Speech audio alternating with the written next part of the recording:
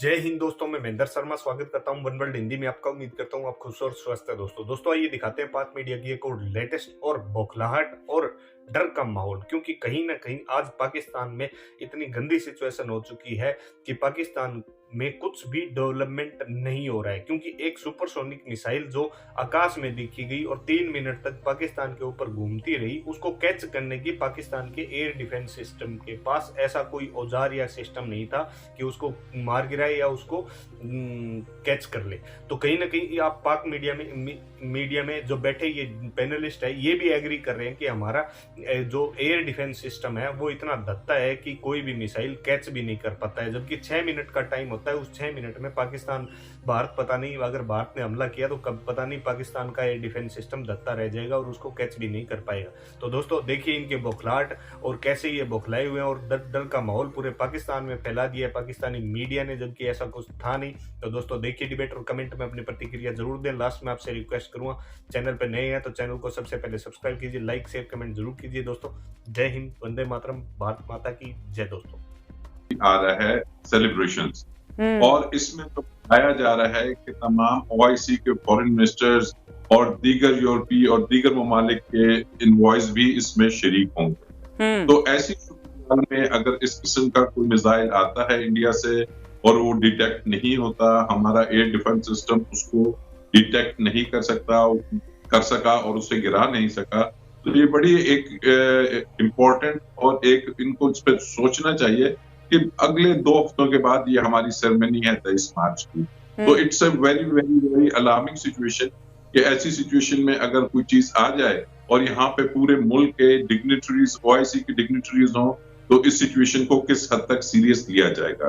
अब नंबर 2 बात जो उन्होंने की कि ऑब्वियसली जो हमारी नेशनल पॉलिटिक्स है उससे उन्होंने पहले भी क्लियर किया, अब भी क्लियर कर रहे हैं कि जी किसी किस्म का जो पार्लियामेंट के अंदर के अफेयर्स हैं उससे फौज का कोई ताल्लुक नहीं।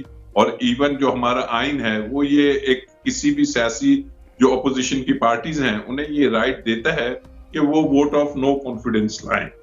लेकिन एक अमर बड़ा इंपॉर्टेंट है कि अगर किसी स्टेज पे ये डिटेक्ट होता है या ये चीज सामने आ जाती है या शवायद ऐसे मिलते हैं कि जनाब ये हमारे मुल्क को डिस्टेबल करने के लिए कहीं कोई इंटरनेशनल एस्टेब्लिशमेंट प्ले तो नहीं कर रही, कहीं जो 5th जनरेशन वॉरफेयर की बात होती है तो कहीं ऐसा तो नहीं कि कुछ मिला के मुल्क को डिस्टेबिलिटी की तरफ ले जाने के लिए इस किस्म की कोई कोशिश की जा रही है। तो अगर ये चीज सरफेस करके सामने आ गई कि जनाब इसके पीछे इंटरनेशनल कैरेक्टर्स हैं, इंटरनेशनल कोई थीम है, कोई सोच है, या जैसे कि माजी में हमने देखा कि बहुत से ममालिक में यूरोप की तरफ से, वेस्ट की तरफ से रिजाइम्स को, हुकूमतों को चेंज किया गया, तो अगर इस किस्म का एलिमेंट आया सामने तो फिर मैं नहीं समझता कि जो हमारी एस्टेब्लिशमेंट है वो इसको एक डोमेस्टिक इशू लेके चलेगी, क्योंकि फिर उसको समझ आ जाएगी कि ये एक इंटरनेशनल कोई कॉन्स्पिरेसी हो रही है जो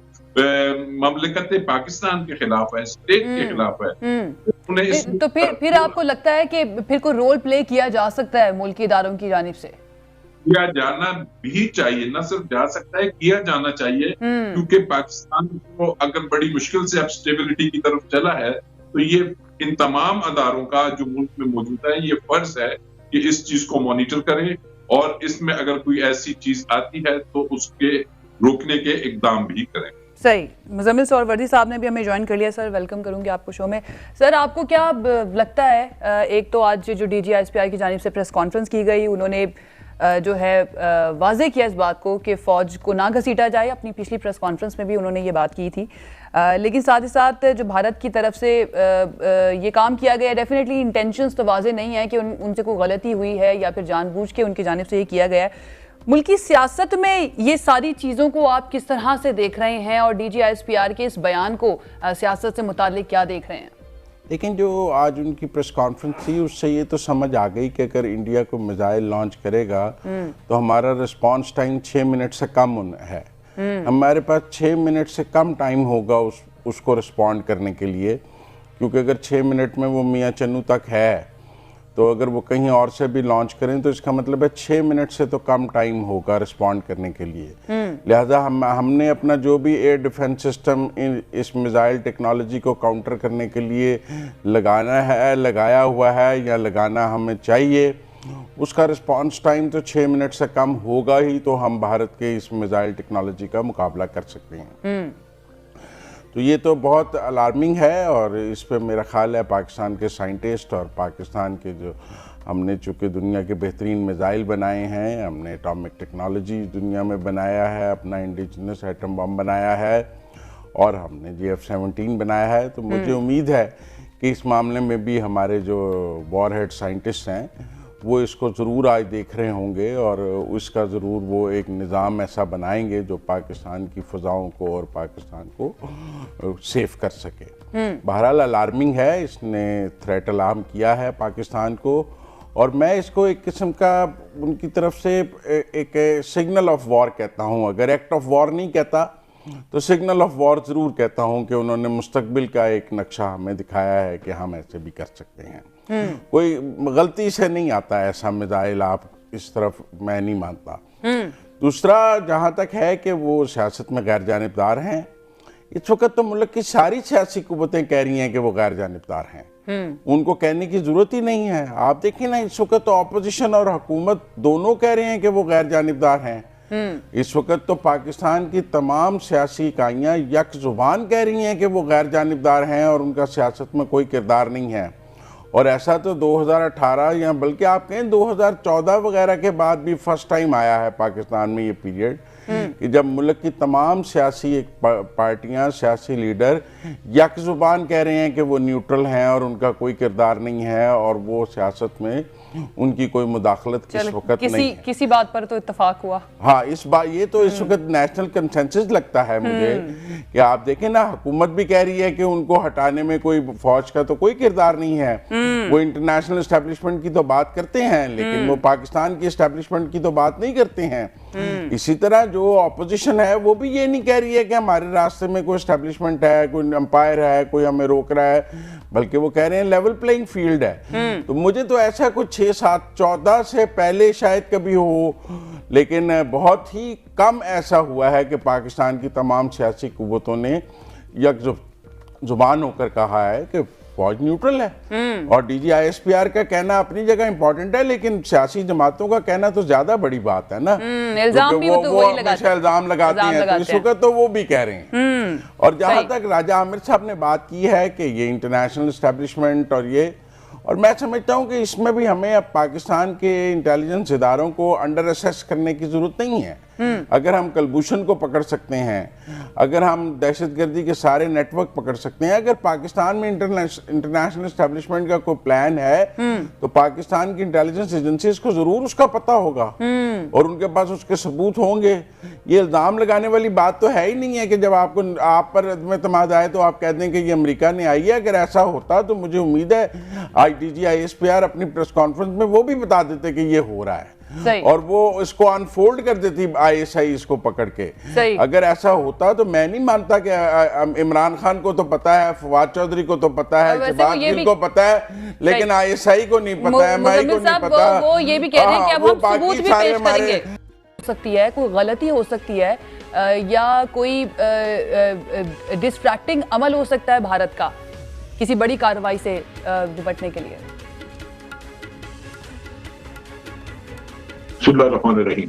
देखिए, बताया तो ये लगता है कि उन्होंने मिसाइल टेस्ट करने के लिए फायर किया, लेकिन उनके कंट्रोल से वो निकल गया और एक अलग डायरेक्शन में चला गया, क्योंकि मिसाइल आर्म था इसके सामने, इसका प्रोजेक्टाइल नहीं इसके साथ था, लिहाजा ये गिर के वैसे किसी जगह पे किसी को जख्मी करता या मार देता वो तो बात है, लेकिन तबाही नहीं मचा सकता था क्योंकि इसमें वो एक्सप्लोसिव वाला पोर्शन नहीं था।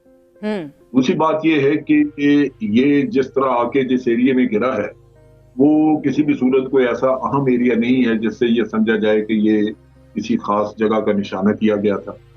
तो लगता यही है कि ये इन्होंने टेस्ट किया है किसी वेपन सिस्टम को और वो इनके कंट्रोल से निकल गया है और उसके बाद फिर ये बोले नहीं करके खामोशी से पी गए हैं।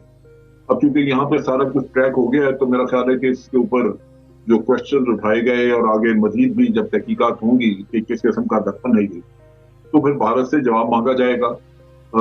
और इसके अलावा वैसे भी ये खतरनाक था कि इतनी हाइट पे जो चीज उड़ के और आपके कंट्रोल से बाहर हो जाए और ऐसे रास्ते पे जा उड़े जहाँ पे कि सिविल एयरलाइंस वगैरह ऑपरेट करती हों, तो बहुत बड़ा हादसा हो सकता है, क्योंकि इसकी रफ्तार बहुत ज्यादा है और इतनी जो हमारे एयरलाइनर्स हैं उनकी जहाज की रफ्तार इतनी नहीं होती।